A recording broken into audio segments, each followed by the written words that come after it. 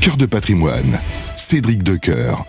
Et on enchaîne avec une grande thématique immobilière sur laquelle on va passer un moment. D'abord avec Louis Duclari. Bonjour. Bonjour Cédric. Merci d'être avec nous, cofondateur d'enchèreimo.com. D'abord, peut-être un petit mot sur Enchère.imo, sur ce que vous proposez finalement. Yes. Alors, Enchère.imo, c'est une plateforme que j'ai cofondée il y a maintenant un peu plus de 4 ans. Et on apporte des services aux professionnels de l'immobilier, donc essentiellement des agents immobiliers, pour leur permettre de commercialiser des biens sous format d'enchères en ligne, qu'on va appeler des ventes interactives. On n'est pas sur un format d'adjudication, on est vraiment sur un format d'appel d'offres. Et pour donner quelques chiffres, on a réalisé un peu plus de 3000 ventes sur la plateforme sur les 3 dernières années, évidemment avec une croissance tout au long de ce temps-là. Et on travaille aujourd'hui avec un peu plus de 500 agences en France. Mais c'est-à-dire que concrètement, je veux acheter un appartement, qu'est-ce qui va se passer ? Concrètement, si vous voulez acheter un appartement, vous allez voir une pub, une annonce sur les plateformes que vous connaissez ou en vitrine. Vous pourrez contacter le professionnel et simplement l'appartement, au lieu, disons, allez, je vais prendre les chiffres moyens français. Au lieu qu'il soit diffusé à 250 000 €, ce qui correspondra aux attentes du vendeur et à une vente classique pour faire un deal, peut-être qu'il sera diffusé à 200, 210, dans ce qu'on appellera un prix de première offre possible, qui permettra ensuite de monter un appel d'offres dessus. Le gros intérêt aujourd'hui de cette méthode-là, c'est surtout d'aller pouvoir permettre d'aller trouver et retrouver de l'attractivité sur les biens, puisque lieu d'être diffusé à 250, il sera diffusé à 210 et on crée un appel d'air. Voilà donc un petit peu le cadre posé et on va bénéficier du coup de votre expertise de ce marché immobilier. Période de rentrée, après l'été, tout le monde repart un peu, se dit tiens, qu'est-ce qui s'est passé ? Bon, pas grand-chose un petit peu. Vous le voyez comment ? On commence à avoir une grande partie de l'année qui est passée, donc on a l'habitude de se dire tiens, est-ce qu'on va faire 600 000, 700 000, 800 000, 1 million de transactions dans l'année ? Enfin, vous voyez ça comment ? Le dynamisme du marché, la question des prix, enfin, il y a pas mal de choses. On va parler de taux aussi, mais enfin, déjà le marché, la température, l'humeur, vous la sentez comment ? L'humeur, en fait, il y a aujourd'hui des forces un peu contraires qui vont s'opposer. En effet, on voit les taux qui, la baisse se maintient de façon assez régulière. Donc, ça aurait tendance à donner finalement envie au marché de reprendre, puisque ça permet aux acquéreurs de pouvoir se financer, etc., etc. Maintenant, il y a un enjeu de confiance aussi, évidemment. Et l'immobilier, c'est quand même pas mal de confiance. Quand on achète, on s'endette sur plusieurs dizaines d'années. Et la question est de se dire, est-ce que j'achète ou est-ce que je loue ? Donc, finalement... Ces deux forces-là, pour le moment, s'opposent. Maintenant, on voit finalement une forme de stabilisation qui peut-être est un début de reprise. Mais voilà, en ce mois de septembre. Et justement, vous avez évoqué la baisse des taux. On a vu la Banque Centrale Européenne, la Fed qui devrait emboîter le pas sous peu.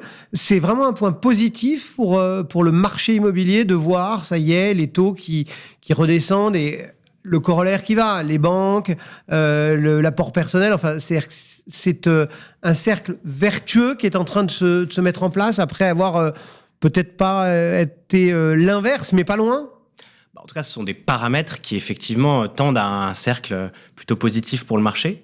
Faut quand même rappeler que globalement, dans l'ancien, il y a entre 25 et 30% des transactions qui sont aussi faites par des investisseurs. Donc les taux ont un impact direct parce qu'en fait, si les taux sont trop élevés, ils n'investissent pas, ils font autre chose, ils arbitrent. Donc pour l'investissement, c'est pas mal, ça, c'est quand même un début de renouveau. Et pour l'épargnant qui achète pour lui, finalement, pour y vivre, il y a aussi un enjeu. C'est effectivement, on était plutôt dans l'attentisme, et on l'est toujours d'ailleurs, côté acquéreur, côté vendeur aussi. Et ces mouvements, finalement, ont peut-être relancé un peu la machine et le volume, ce qui serait bon, finalement, pour tout le marché.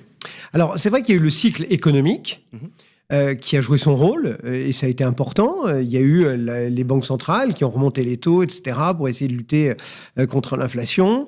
Du coup, ça a un peu crispé le marché, etc. Mais il y a aussi le politique de l'autre côté. Et en France, ils n'y ont pas été avec la main morte ou avec le dos de la cuillère, parce que on a touché au Pinel, on a touché à tout un tas de leviers qui encadraient, entre guillemets, ce monde immobilier. On pense bien sûr au HCSF, etc. Et là, autant le cycle économique, il a l'air d'être géré par les banques centrales, et on vient d'en parler, autant les politiques, on a l'impression qu'ils n'ont pas bien pris la mesure, allez, on va prendre un mot un peu populaire, mais de la panade dans laquelle est le marché immobilier, le marché du logement. En effet, en tout cas, ils en ont peut-être pris la mesure, mais ils n'ont pas mis en place quelconque mesure pour le moment. Donc effectivement, il y a, je pense aussi un peu d'attente, du point de vue du politique, pour proposer les choses. Alors, je pense qu'il y a aussi un facteur qui est que le marché doit être capable aussi de se relancer par lui-même. Finalement, à un moment donné, on ne peut pas toujours attendre du politique qui vienne avec la lance incendie. Mais effectivement, parfois, on peut aussi dire qu'on ne proposera rien et ça acte les choses plutôt que de laisser un peu le flou. Ouais. Bon, on va voir voilà. ce que le nouveau gouvernement viendra peut-être poser ou pas sur la table. Disons un petit mot des prix. Il y a toujours la question de se dire, est-ce qu'on est dans un marché de vendeurs, dans un marché d'acquéreurs, etc.